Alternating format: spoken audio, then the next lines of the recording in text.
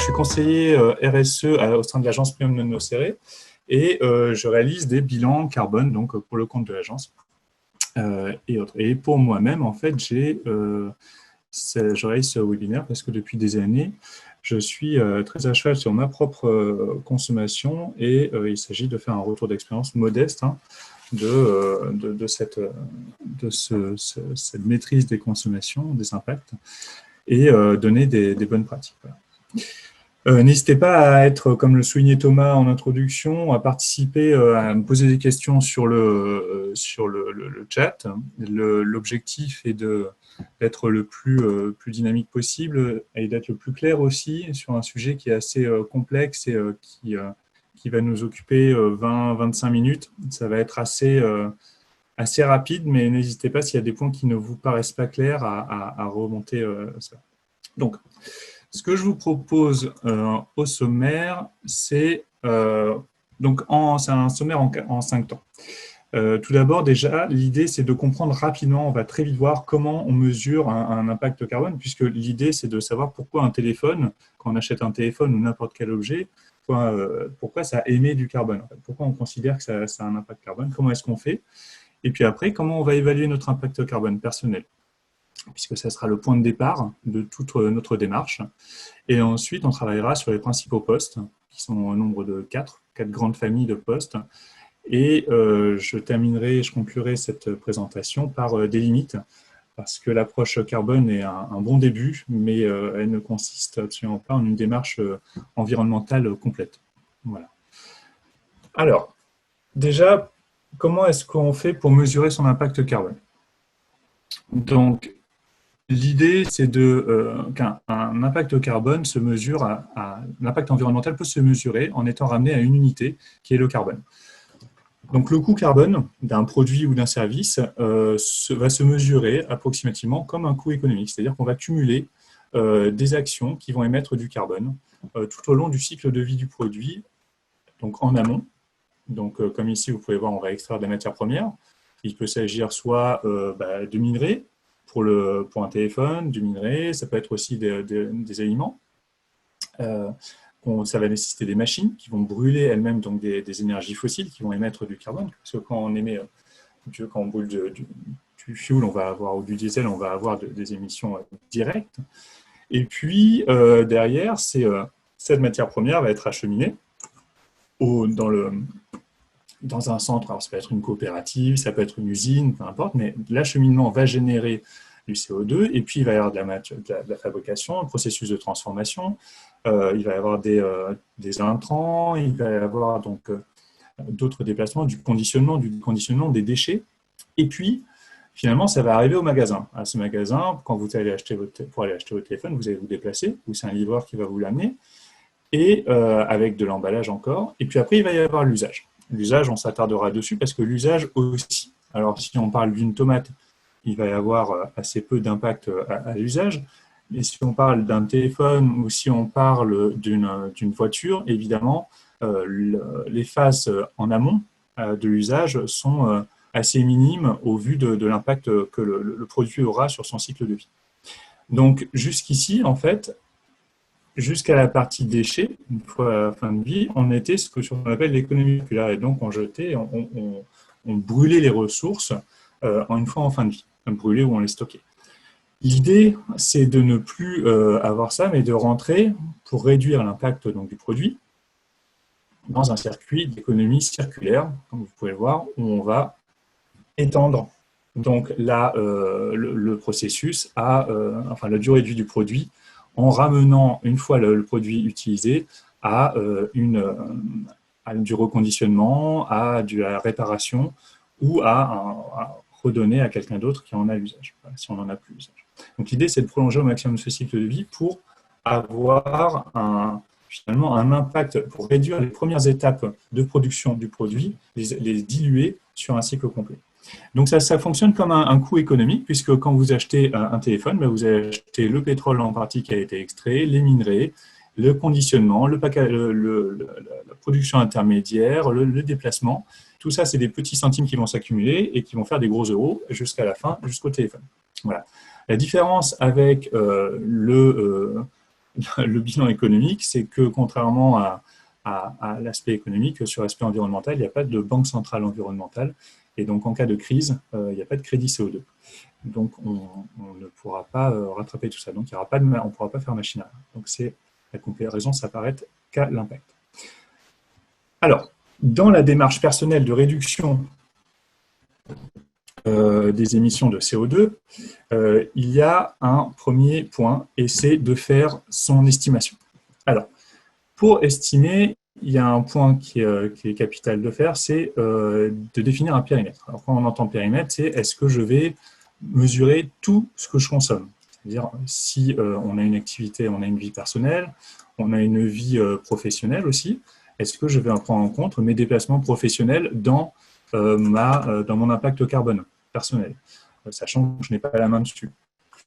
Si j'ai des enfants, est-ce que je vais intégrer la part de mes enfants ou est-ce que je vais prendre en charge toutes les consommations d'énergie de chauffage de la maison?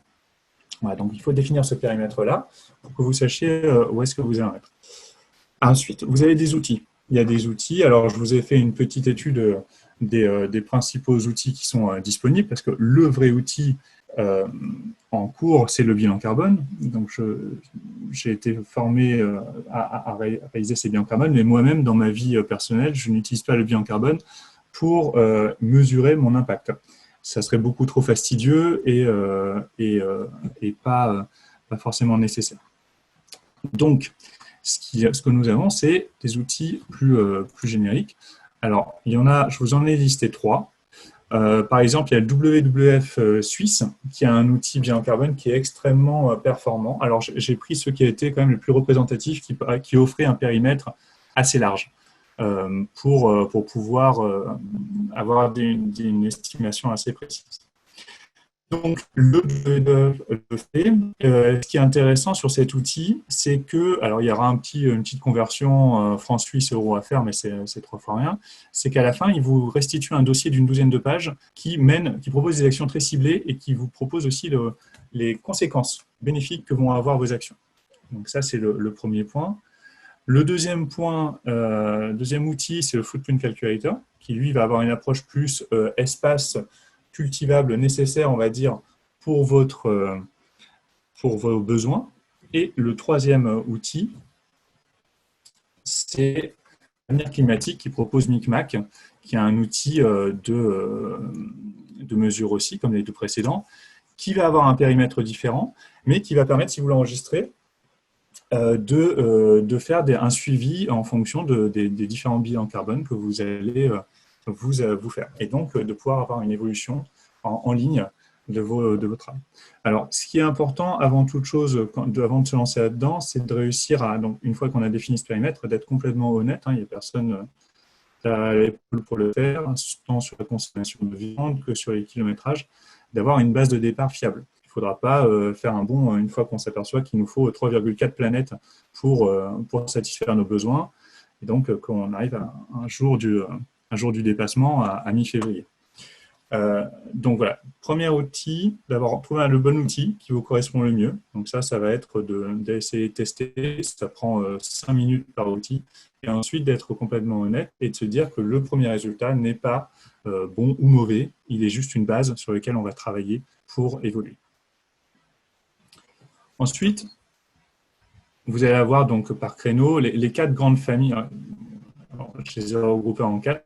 Les 4 grandes familles d'émissions sont l'alimentation, c'est là-dessus qu'on va avoir un des gros impacts, les besoins en énergie, alors pour l'habitat, les transports, et après les achats de biens. Et on verra que les achats de biens sont aussi, on a des leviers pour ça. Alors, pour l'alimentation, il y a des choses extrêmement simples à savoir. Ici, je vous ai affiché donc, les impacts carbone pour chaque kilo de matière, c'est-à-dire que si on achète 1 kilo de dinde, ça va émettre 6,3 kg de CO2. Alors, ça ne vous parlera pas et ça n'a pas vraiment un grand intérêt, c'est juste un ordre de comparaison entre les produits.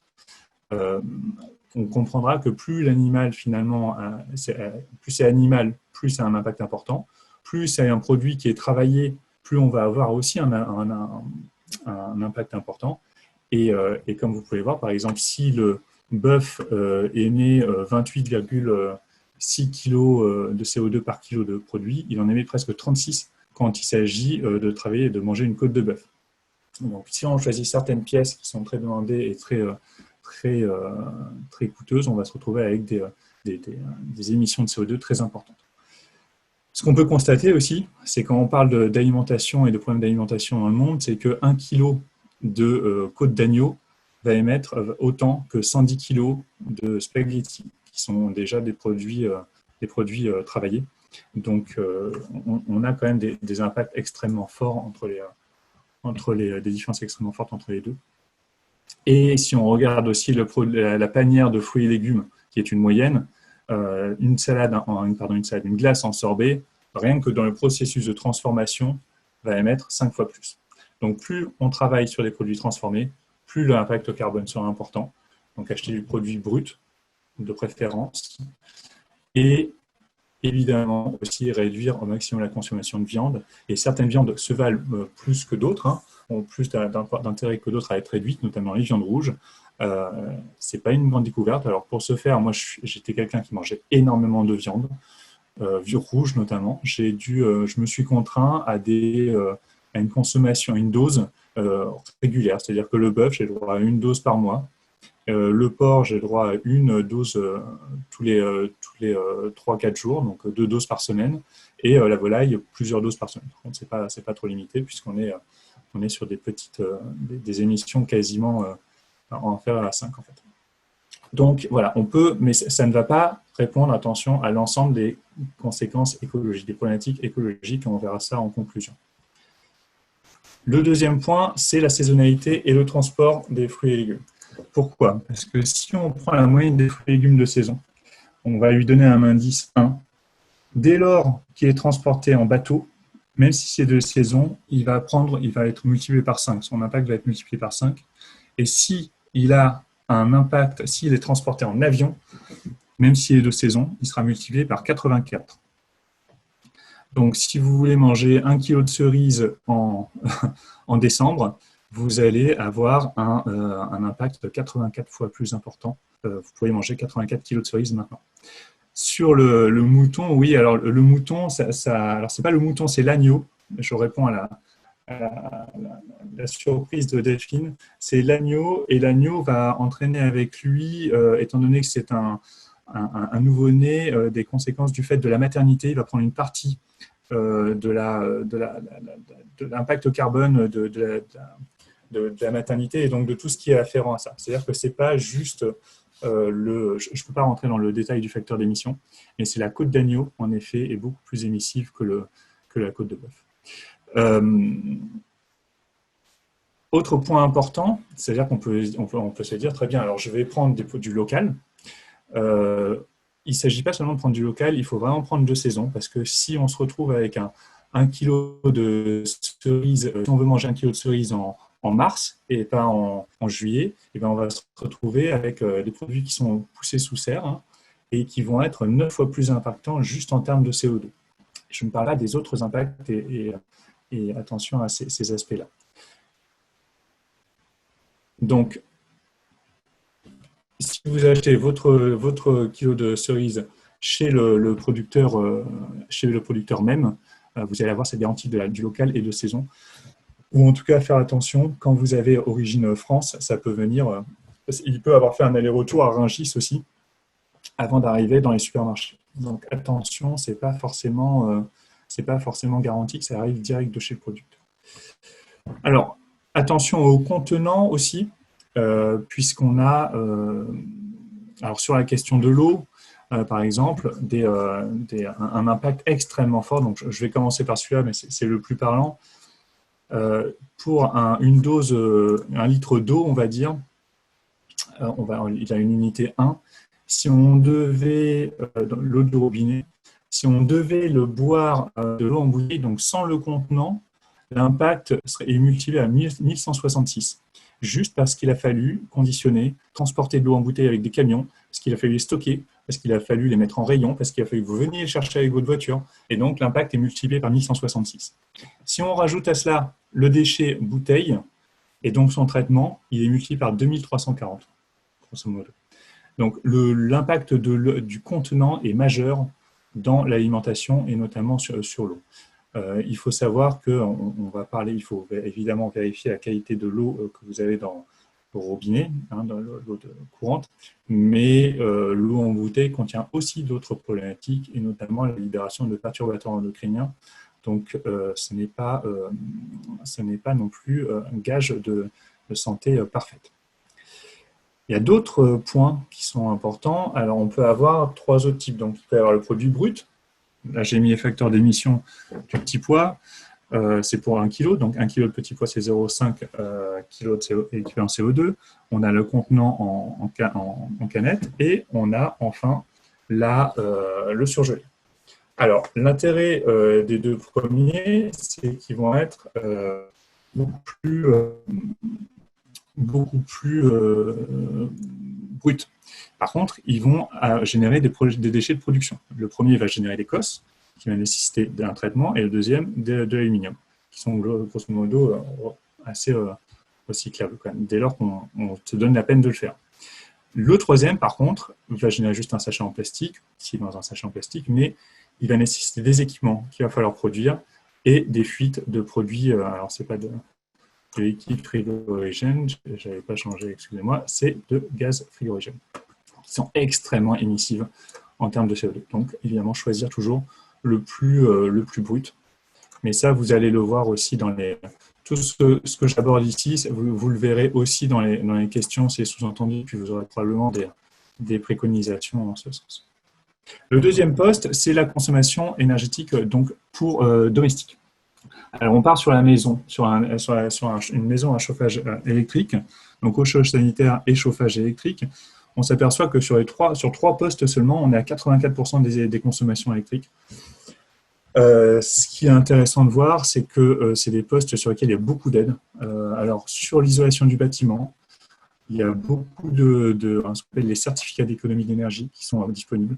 Je ne vais pas trop m'attarder sur ce poste parce que c'est des grosses actions, mais les certificats d'économie d'énergie permettent de faire toute cette isolation. Il peut y avoir donc la toiture, les fenêtres. Sur la partie cumulus électrique avec un C, on peut passer sur des sources d'énergie renouvelables, puisque la difficulté, c'est de brûler des énergies fossiles. C'est là que c'est vraiment émissif. Si on brûle des énergies renouvelables, comme du bois ou des pellets, en l'occurrence, on va rentrer dans un modèle d'économie circulaire, puisque le bois aura capté du CO2 avant d'être lui-même brûlé et réémettre ce CO2. Et donc, on va rentrer dans une boucle qui finalement émettra très peu de CO2, si ce n'est la transformation du produit. Il y a toute une série d'équipements économes sur tout ce qui est réfrigérateur, lave-vaisselle, ordinateur et télévision. Évidemment, on voit les étiquettes maintenant, donc ça, je ne vais pas m'attarder dessus puisque c'est quelque chose qui est assez visible. On peut aussi choisir des LED, évidemment. Il y a des détecteurs de présence. Tout ça, ça peut se faire. Et vous avez toute une série aussi de ce qu'on appelle des éco-gestes qui sont très facilement trouvables sur Internet. Ça va être passer moins de temps sur la douche. Il y a des équipements pour ça, pour définir aussi quand on déborde. Ouais.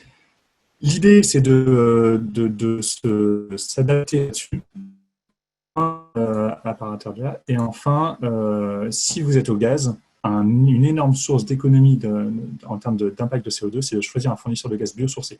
Je n'ai pas parlé pour l'électricité parce que malheureusement, on en parlera aussi en conclusion, l'impact de l'énergie renouvelable en termes de CO2 est équivalente à celle du nucléaire qu'on a en France, en termes de carbone pur. Par contre, le gaz biosourcé, étant donné qu'il rentre dans un schéma d'économie circulaire, va réussir à émettre 4 fois moins qu'un gaz d'énergie fossile. Donc, et pour un petit surcoût seulement. Alors, pour la question de la mobilité, comment est-ce qu'on va s'y prendre? C'est les questions à se poser sont celles-ci. Alors, quel est le moyen qu'on va utiliser? Est-ce que c'est par route, par rail, par mer, par air, si on doit se déplacer? Alors, encore une fois, déplacement personnel, déplacement professionnel, ça c'est à vous de le définir. Personnellement, je n'ai pas mis les déplacements professionnels dans mon impact carbone. Même si on a le choix de le faire, on a la possibilité de choisir des moyens plus doux. Sur la mutualisation, est-ce que je vais prendre des covoitureurs ou non? Si je prends 2 personnes dans ma voiture, bien, je divise mon impact carbone par 3 puisque je partage avec mes covoitureurs. Sur la fréquence, alors on peut parler de télétravail, on peut parler de est-ce que je vais faire les courses tous les jours ou est-ce que je vais réduire à tous les 3 jours ou une fois par semaine. La distance qui est entre les sites, peut-être prendre un magasin plus proche, peut-être prendre un club de sport plus proche. Et l'énergie, est-ce que ça va être électrique, thermique ou physique. Pour ma part, et puis la période, est-ce que je vais choisir une période de personne ou une période de grande affluence? Pour ma part, j'ai fait le choix de travailler sur ma consommation en litres, ce qui est assez simple puisque j'ai mon véhicule personnel, même si j'ai des enfants, je ne me déplace personnellement qu'avec un moto, et donc ça me permet d'avoir une visibilité très claire sur ce que je consomme. Et ça m'a permis de travailler sur tous ces points. Donc je me suis restreint à un réservoir pour rentrer dans mon enveloppe carbone, à un réservoir toutes les 6 semaines, ce qui est un calcul assez simple à faire. Après, la mise en application nécessite beaucoup d'aménagement et va répondre à toutes ces thématiques-là. Enfin, à l'usage, il y a plusieurs façons de rentrer dans un modèle d'économie circulaire. Donc, ça va être de travailler sur la durée de vie du produit. Si on achète un produit, voir comment est-ce qu'il est réparable. Est-ce que les pièces vont être accessibles? Par exemple, sur certaines références, Darty va garantir pendant 5 ans l'accessibilité des pièces et peut aussi garantir le produit pendant 5 ans. Ce qui donne un cycle de vie plutôt rallongé au produit. Est-ce que le produit va être solide? Alors, quand j'entends solidité, ça peut être aussi la durabilité des performances, parce qu'il peut aussi fonctionner, mais finalement fonctionner mal et nécessiter un changement. La durabilité des performances, elle peut se faire sur les produits électroniques, mais elle peut aussi se faire sur les produits du quotidien. Le textile c'est la deuxième industrie la plus polluante. Donc, attention à acheter des produits alors, responsables, mais attention aussi quand on entend responsable, c'est aussi peut-être de la seconde main. Personnellement, je consomme beaucoup de seconde main, puisque là, on rentre dans un modèle d'économie circulaire, donc avec des produits qui vont être assez peu émissifs. L'évolutivité du produit aussi en fonction de nos besoins. Et l'envie de neuf. Attention à l'obsolescence programmée, les changements, alors que les produits fonctionnent beaucoup. On en revient à une définition du développement durable qui est répondre aux besoins des générations présentes sans compromettre les générations futures à répondre aux leurs. La question de besoin est celle qui devrait se poser en premier avant un achat. Ensuite, il va prendre en compte les consommations énergétiques, de ressources et des consommables. Énergétiques, donc ça tout le monde l'entend. Les ressources, est-ce qu'il va falloir de l'huile? Est-ce qu'il va falloir des produits chimiques? Est-ce que pour nettoyer le sol, et les consommables, les imprimantes. Et puis, alors, les pratiques, j'ai mis ces 2 points-là parce que c'est des émissions sourdes et ça se développe de plus en plus. On voit que si les terminaux mobiles électroniques représentaient une toute petite part, une part importante en 2012 de l'impact des technologies de l'information et de la communication, cette part s'est réduite. Pas qu'elle se soit réduite en valeur absolue, c'est que la part s'est réduite parce que le stockage des données et le fait qu'on utilise de plus en plus d'équipements individuels finalement, mais qu'on stocke les données et qu'on regarde beaucoup de vidéos sur Internet, vient solliciter de plus en plus les réseaux. Donc attention quand on utilise, puisque c'est des émissions sourdes qu'on ne paye pas, et donc on a tendance à les oublier. Et ces émissions sont extrêmement importantes. Donc, rentrer dans un modèle d'économie circulaire, c'est faire attention aussi à ce que l'on va consommer, travailler sur de la seconde main, acheter beaucoup de seconde main et faire durer les produits, soit en les réparant, soit en les entretenant, soit en les partageant une fois qu'ils sont en fin de vie, si on peut les faire réparer et les mettre à contribution. Voilà, donc l'idée, c'est vraiment de travailler sur ces boucles que l'on va voir ici. Enfin, les limites de l'approche carbone, elles sont multiples. Si on regarde le graphique ici présent, c'est les principaux risques qu'encourt la planète et on voit le changement climatique est dans une zone rouge donc qui est importante, mais les axes importants sont la destruction des écosystèmes et la destruction des cycles de l'azote et du phosphore. Alors le carbone ne va pas prendre en compte pas intégralement prendre en compte les externalités négatives du nucléaire, par exemple, c'est-à-dire qu'on va se retrouver avec des problématiques d'approvisionnement en uranium, on se retrouve avec des problématiques de déchets, évidemment, qui ne sont pas pris en compte très peu, si ce n'est sur l'aspect transport, stockage des produits. L'agriculture intensive, c'est bien acheter du local de saison, mais finalement, on se retrouve avec probablement peut-être des produits avec beaucoup de pesticides, beaucoup d'insecticides qui vont travailler sur des sols très enrichis, qui vont finalement détruire les écosystèmes. Donc, être très vigilant là-dessus aussi. Donc, peut-être travailler aussi voir pour du bio, de l'agriculture raisonnée. Les risques émergents, on va parler de perturbateurs endocriniens dans le plastique, on va aussi parler dans les vêtements, dans le textile.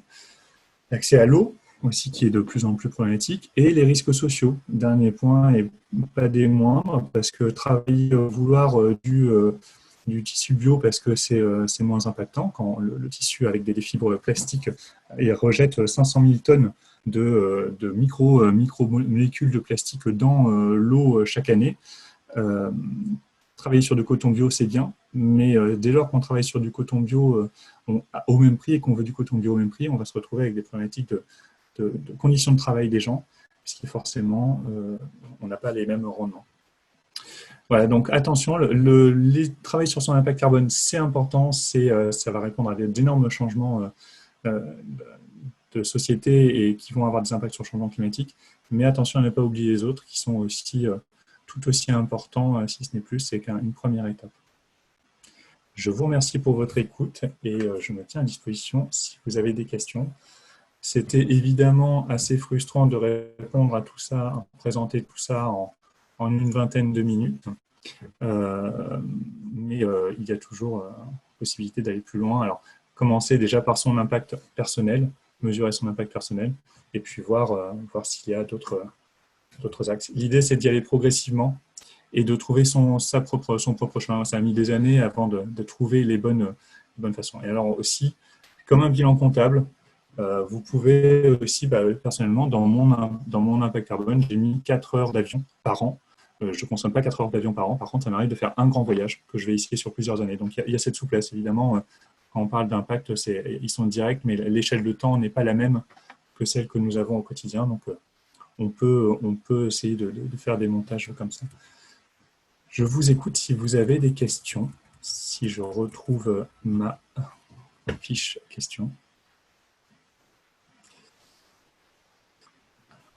Jean, tu m'entends? Je t'entends, Gauthier, je crois que c'est ça. Oui, c'est ça. Bonjour. Moi, j'avais une petite question. Quand on va faire ses courses au marché, du coup, pour essayer de limiter son impact carbone, ce serait quoi les questions à se poser pour justement essayer d'avoir un impact carbone moindre? Parce que qui dit marché ne dit pas forcément non-utilisation de pesticides, etc. Donc, est-ce qu'il y a des questions comme ça à se poser ou on peut y aller les yeux fermés? Ouais, non, déjà au marché, tu ne vas pas forcément avoir que des producteurs. Hein. Donc, tu peux avoir des gens qui vont te vendre des produits d'Espagne et les produits d'Espagne, ils vont pas forcément arriver directement d'Espagne. Ils seront peut-être passés par les mines, je ne sais où, et donc ils vont avoir un gros impact. Donc déjà, la première des questions, c'est d'essayer d'acheter aux producteurs pour réduire la zone de transport, la distance de transport des produits. Ensuite, évidemment, comme on l'a vu en conclusion, hein, l'impact carbone, c'est une bonne chose, hein, qui est sensibilisé, mais il y a aussi toutes les autres externalités négatives et au moins travailler sur des produits d'agriculture raisonnée, c'est un plus. On peut après demander aux agriculteurs comment ils produisent, euh, mais en vérité, souvent, le biologique peut avoir un impact un peu plus important en termes de carbone, parce que du coup, on a une action mécanique à la place de l'action chimique, et ça peut être un peu plus impactant. Mais finalement, quand on voit les autres leviers d'action, enfin, les autres points de risque euh, environnementaux, peut-être qu'il vaut mieux un peu plus de carbone sur l'alimentation, en tout cas sur les biens de consommation alimentaire, et, moins de chimique, moins de destruction des écosystèmes par la chimie. Je ne sais pas j'espère que j'ai répondu à ta question. Oui, oui, très bien.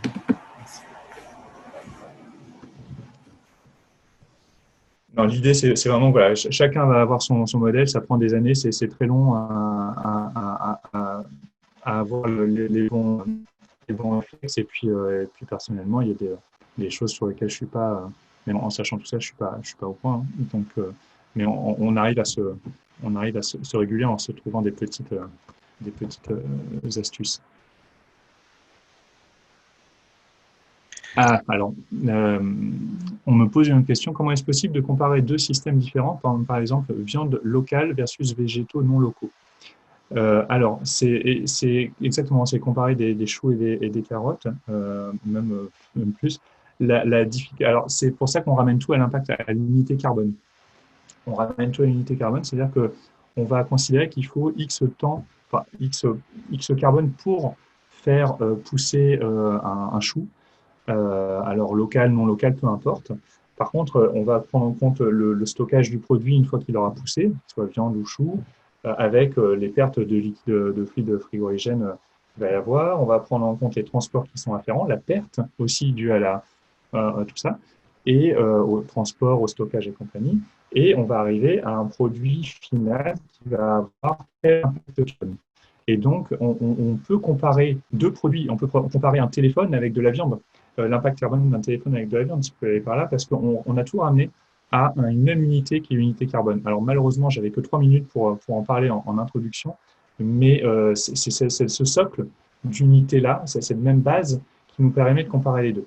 Ça ne sera pas pour la même nécessité, mais c'est comme si on avait un budget carbone et finalement, ben, on le consomme comme on veut. C'est la même principe, mais c'est pour ça qu'on essaie de ramener tout ça à cette même unité. Évidemment, ça va changer, c'est assez variable d'un producteur à un autre ou d'un pays à un autre, en fonction de la teneur en carbone de l'énergie notamment, mais ça sera pas, ça sera comparable en tout cas, grâce à cette unité. Je ne sais pas s'il y a d'autres questions, je ne voudrais pas retenir, on a dépassé un petit peu le temps. Je suis à votre disposition, on va se donner encore une petite minute. Pour finir la question, il y a un outil qui a été mis en place par l'ADEME qui s'appelle le bilan carbone, qui référence, alors sans rentrer dans les détails techniques, tout un tas d'indicateurs qui nous permettent de faire ces calculs-là, qui sont des usines à gaz et ce travail est déjà pré-mâché pour les consultants qui le font. Après, il y a toute la question du périmètre à prendre en compte et la récolte de données. Et ça, c'est le travail que vous ferez personnellement si vous voulez réduire vos émissions. Mais à travers les trois outils que je vous ai mis en introduction, enfin dans la présentation, vous n'aurez pas ce travail de calcul à faire, il y aura juste à renseigner quelques données et ce calcul vous sera proposé directement. Écoutez, s'il n'y a pas d'autres questions, j'espère avoir été assez clair pour tout le monde. C'est toujours très frustrant ce genre de présentation en si peu de temps, mais au moins on a dégrossi. Merci pour votre écoute, pour votre participation et je vous souhaite une excellente journée.